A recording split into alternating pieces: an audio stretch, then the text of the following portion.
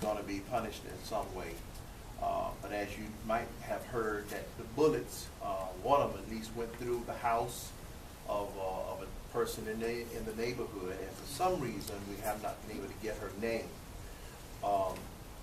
And then secondly, it's reported, particularly in districts 3 and 1, which cover our areas, Midtown, Childs Park, and so forth, there are a number of police chases.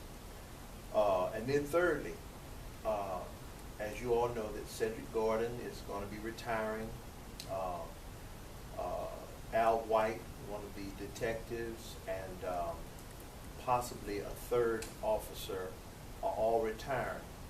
And these are persons who have positions in the police department to affect policy. They're chiefs. Some of the problems we see going forward is that there's going to be a disconnect because we don't have African American officers in the pipeline that will be replacing those persons. And given the climate that's in the police department, and I'll talk a little bit about that in a few minutes, we know then that the policies and the chases and all of those things that have endangered persons, the use of force, is only going to continue unchallenged. There won't be persons in the department, and specifically in Cedric Gordon's case, they've already placed someone in his position while he's on sick leave pending retirement. But in essence, he can't come back and say, okay, I want my job and want to continue working to the end because they've already replaced him. And there's also at least one sergeant who is qualified, who's passed the exam, and who's been looked over 2 or 3 times for promotion to lieutenant because she is outspoken, and the union dislikes her.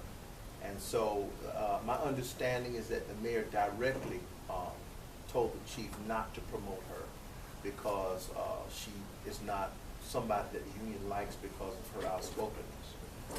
In meeting with the chief and the mayor, it was made abundantly clear that it was the mayor who went around the chief's objections and imposed the current policy on chasing, which he said he did to align their policy with policies of the sheriff department and other law enforcement agencies in the state of Florida.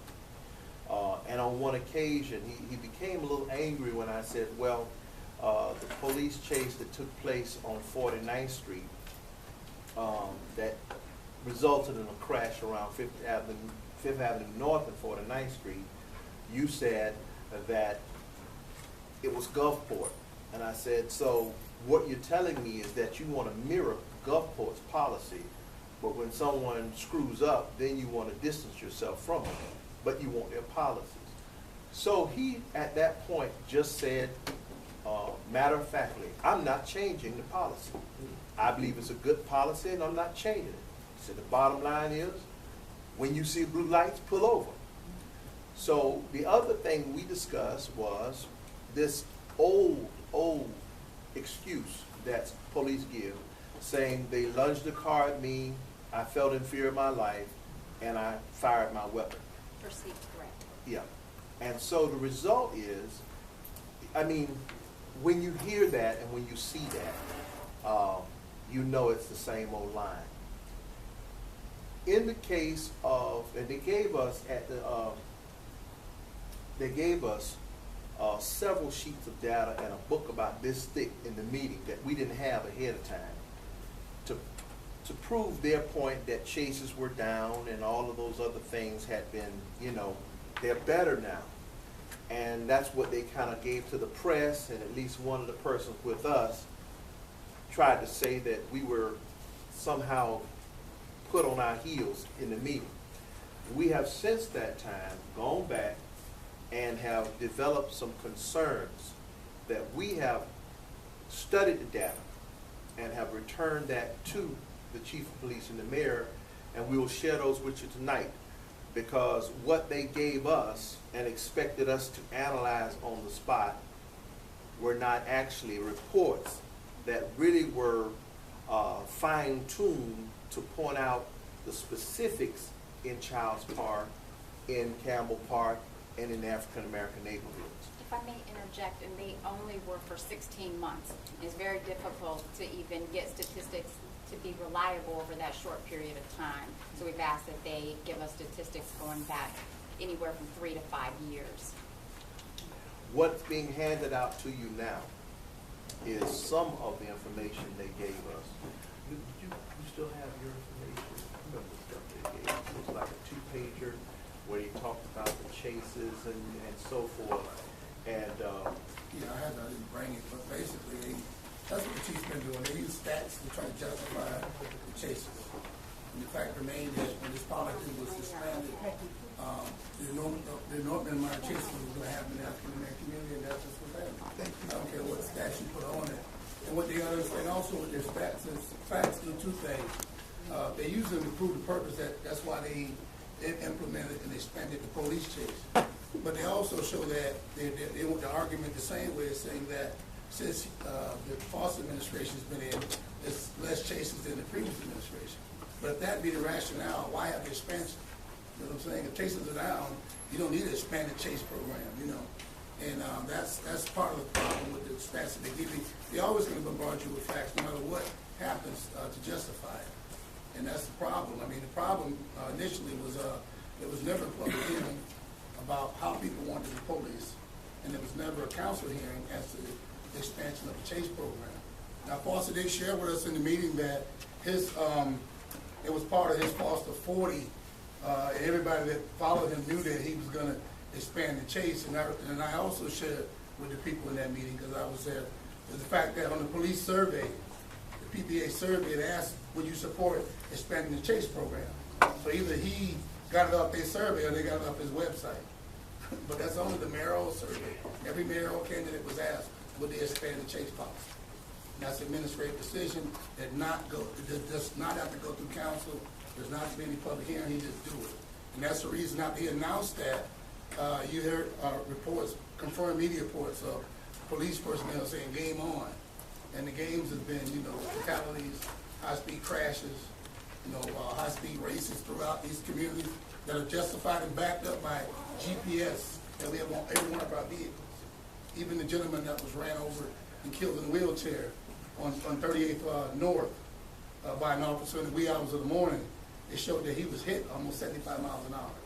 He hit that gentleman so hard that the car had to be towed in on a flatbed truck. Car versus a motorized wheelchair. In the crosswalk in a well-lit intersection. They also subsequently did a survey of his GPS activity earlier that evening and found that he was flying through a lot of neighborhoods at high rates of speed. So this is their information. You know, so they give you stats, but you won't get those stats. You won't get the GPS stats to show you where they're doing all these high-speed driving or high-speed pursuits or whatever they call them. And the only ones that you saw on the sheet are the ones that are documented. So they got a bunch of them they do, and they'll say, we broke the chase off, so it wasn't really a chase. But now you got somebody flying through these neighborhoods at a high rate of speed, you know, with the illusion that someone's chasing. So either way, it's not safe. I do know, and it's also been shared with the previous president of NAACP, that the Southside Committee was stunned against these chases because this is where they're happening at. I think also in the meeting, somebody asked about, was there any data to show where the chases were taking place?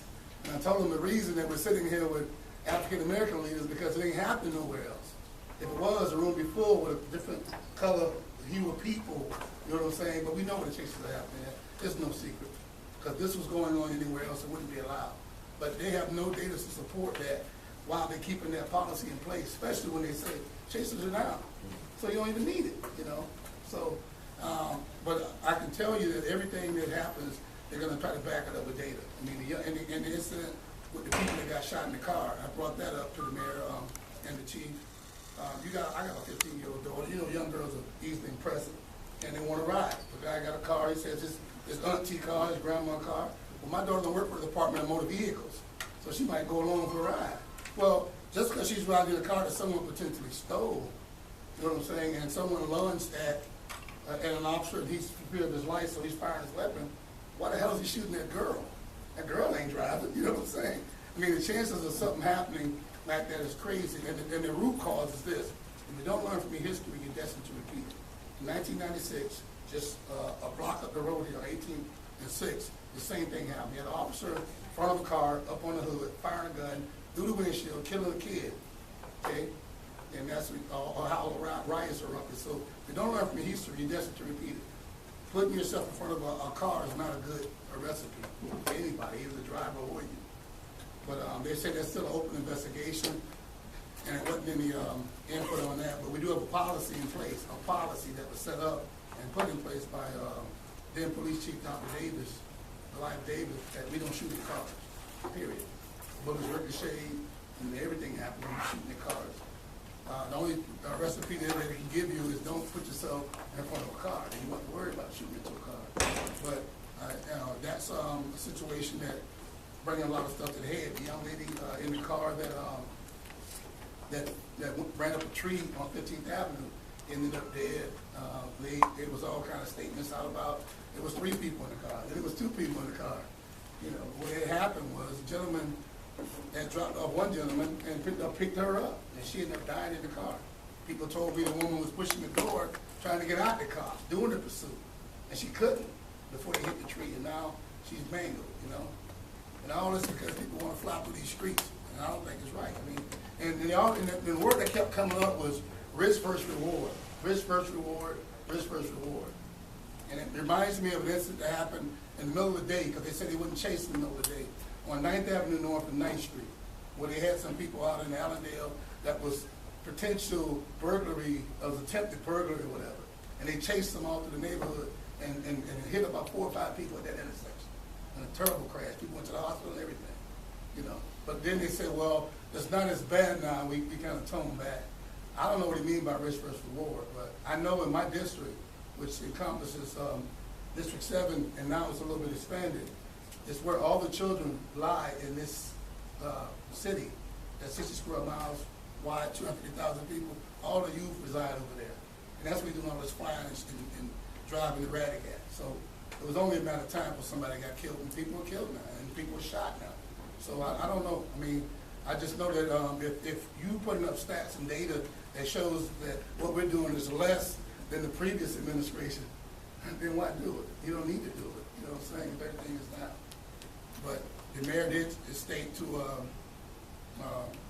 your president here, Mr. Sykes, that he is not going to come out publicly and renounce his policy, and he's not changing it. So I can only tell you the way you get this policy changed is you go to the polls on August 27th and you change this policy. That's how you do it, because it's an administrative decision, not council, and there's no one else. It's one man or one mayor, whoever that may be. That's the only person that can do this. So there you have it.